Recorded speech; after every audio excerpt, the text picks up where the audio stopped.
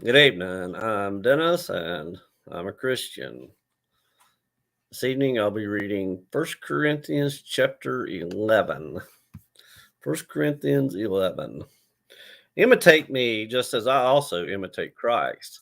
Now I praise you, brethren, that you remember me in all things and keep the traditions just as I delivered them to you.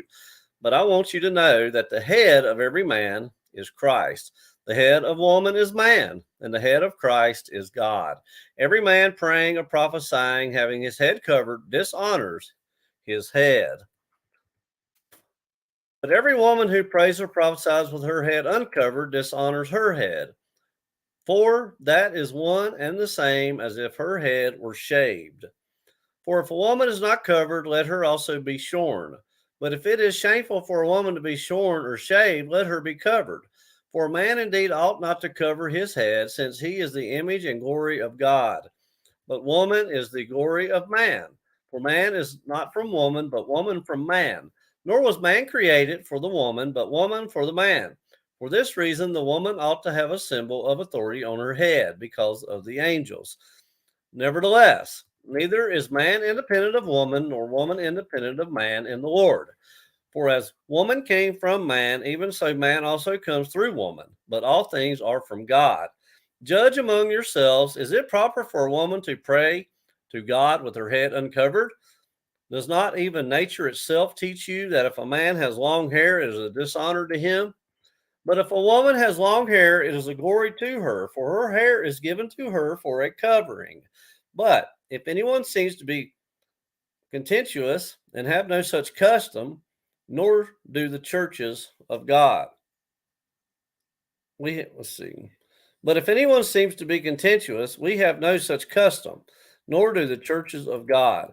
Now, in giving these instructions, I do not praise you, since you come together not for the better, but for the worse. First of all, when you come together as a church, I hear that there are divisions among you, and in part I believe it. For there must also be factions among you, that those who are approved may be recognized among you. Therefore, when you come together in one place, it is not to eat the Lord's Supper. For in eating, each one takes his own supper ahead of others, and one is hungry and another is drunk. What? Do you not have houses to eat and drink in? Or do you despise the church of God and shame those who have nothing? What shall I say to you? Shall I praise you in this? I do not praise you. For I received from the Lord that which I also delivered to you, that the Lord Jesus, on the same night in which he was betrayed, took bread, and when he had given thanks, he broke it and said, Take, eat. This is my body, which is broken for you. Do this in remembrance of me. In the same manner, he also took the cup after supper, saying, This cup is the new covenant in my blood. This do as often as you drink it in remembrance of me. For as often as you eat this bread and drink this cup, you proclaim the Lord's death till he comes.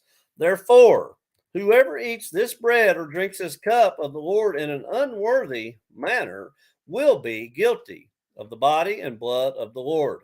But let a man examine himself, and so let him eat of the bread and drink of the cup.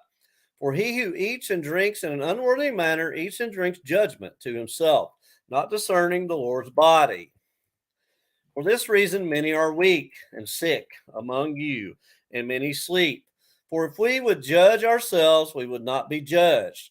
But when we are judged, we are chastened by the Lord, that we may not be condemned with the Lord. Therefore, my brethren, when you come together to eat, wait for one another. But if anyone is hungry, let him eat at home, lest you come together for judgment. And the rest I will set in order when I come. That's 1 Corinthians chapter 11. 1 Corinthians chapter 11. Reading from the New King James Version.